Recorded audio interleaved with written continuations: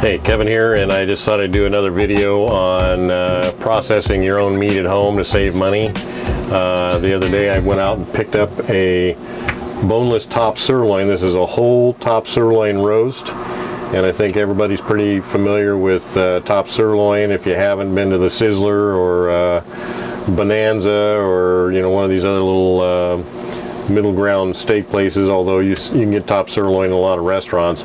It's a good cut of meat, and it's real easy to process. Again, this is a boneless piece of roast. I paid $3.15 a pound for this at the store. It's almost 16 pounds, 15.88 pounds, so I paid about 50 bucks to buy this piece.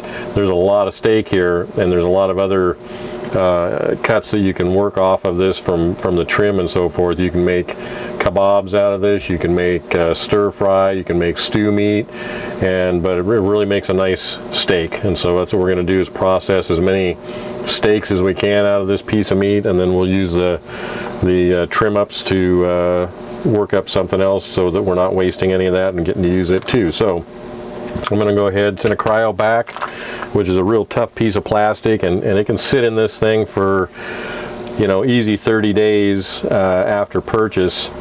When we would buy these at the meat market by the case, they could sit in the cooler for several weeks. So I'm going to go ahead and open the bag up here so you can see what it looks like. I'm going to get it drained off here in the sink, and then I'll set it up on the cutting board.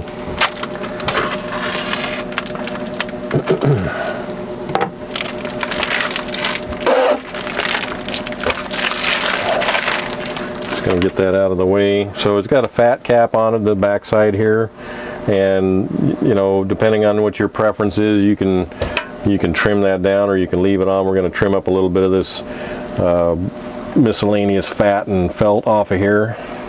So I'm going to set it up on the cutting board. Now I got a small knife because I don't happen to have my big knife set with me right now, but I thought I'd show you how to do this anyway. You're paying more for hamburger in the store than you're paying for this top sirloin if you buy it like this, and it's easy meat to cut because there's no bones, so you just cut your way through it. So first thing I want to do is trim off a little bit of this fat. If you had a little hand grinder or meat grinder or something, you could even grind up some of this into hamburger. It make a good lean grind for you for hamburger. I'm just going to work a little bit of this off of here. Some of this outside stuff's a little tough. It's just some of the membranes from where they separated it out of the carcass. So you don't want to really, so stuff like this isn't any good. And this is what we call felt, and it's just again, a little membrane thing. So just slide my knife under here. You can see how tough it is, and get it off without digging into the meat too much here.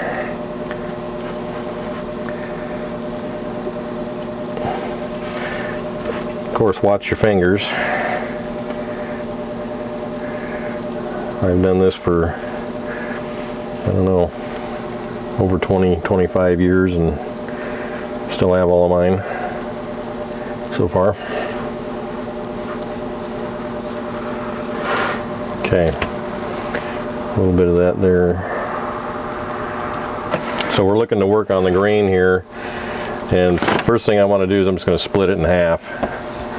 Now there's several ways to cut top sirloin. I've done it, just the market managers decide, hey, we want to do it this way now, just to have it looking a little different, and then next year they have us cut in a different direction. So just to, I guess, mix it up a little bit, but it all works out. I'm just going to set this aside.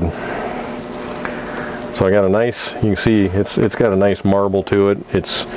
You can cut a whole slice like this, which is going to make a pretty long, big steak, or you can, cut it and then split it in half right here. So that's probably what we'll do, is it'll make a couple of steaks per slice that way. Okay, so I split the roast in half, and then I'm going to cut from one end to the other because we want to go against the grain. So we went this way. You can see the grain's long right here. If I was cutting right through here, you just have these long fibers going through, and you'd be chewing on that thing all day. So what we want to do is cut it again. So this is an end cut. I cut this trim off. We'll process that a little different because that's not a very good piece for the steak on the end there. But so this next one in is a nice piece of meat, you know, and you can trim this fat off if you want, or you can leave it on. Probably take some of that off. This is still kind of the butt end here where it's not the best. You could take this whole piece off if you wanted to, or leave it on for flavor. So that's a nice looking steak right there, and that's what we're going to do is keep cutting through. And again, cut the thickness of steak that you like. 3/4 or so. You can go 1/2 inch. If you start getting into, you know, anything above 3/4, you're getting a pretty thick piece of meat that's going to be hard to, you know, grill because it's going to get cooked on the outside before it's going to get close enough on the inside. So again, there's a nice big steak, and it's got a good grain there, a little bit of marbling. It's got a fat cap on it. You can trim that down to 1/4 inch or whatever you want to do. I'm just going to keep working through these. It'd be better to have a longer knife just to get through these longer, wider pieces of meat, but this is what I got to play with, so it's a nice looking piece. And we're just going to work our way through the roast here. Keep your fingers out of the way. Keep your knife sharp. And until we get to the end.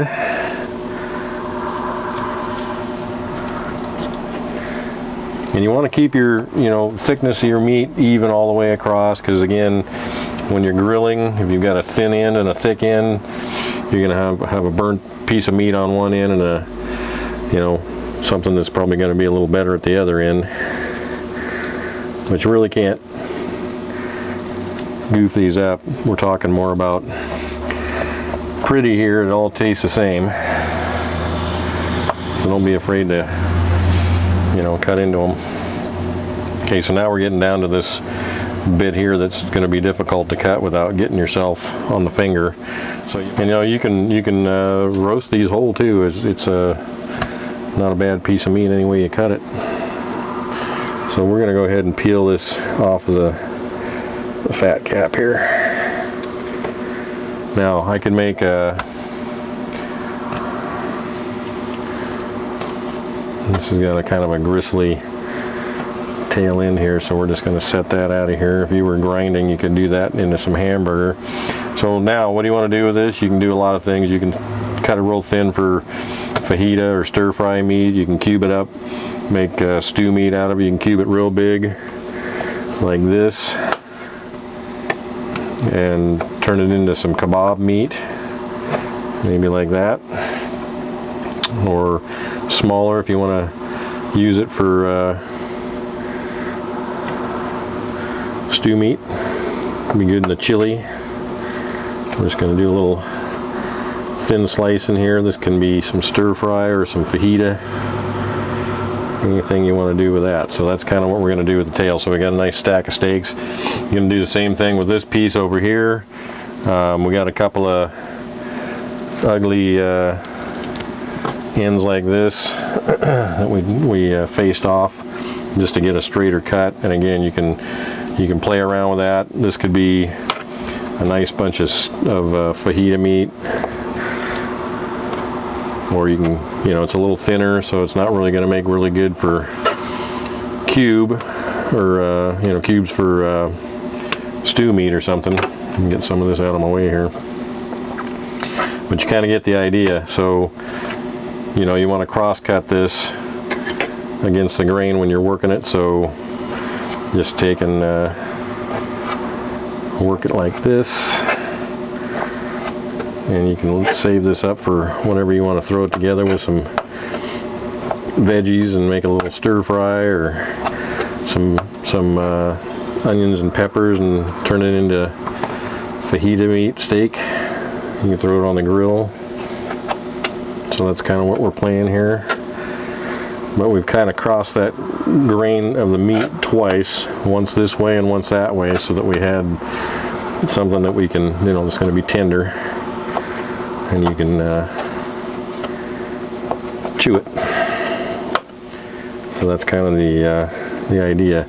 And then obviously this is probably going to be more steak than you're going to eat in a day or two, so stick them in the freezer. You might want to, you know, it's $50 worth of meat, maybe you want to split this with somebody else, and they take half of it and you take half of it, and you have some on the grill tonight, and then throw the rest in the freezer, and there you go. So basically going to process that piece the same way we process this piece. We're just going to slice through it this way and trim off the two ends and turn them into whatever you prefer as far as the smaller pieces of meat that won't make into a steak. Trim your fat off and you're good to go. So there you go, $3.15 a pound, which is cheaper than hamburger, and you can have top sirloin at a bargain. And so I just wanted to give you another meat processing tip from Kevin's Kitchen over here. So see you on the next video.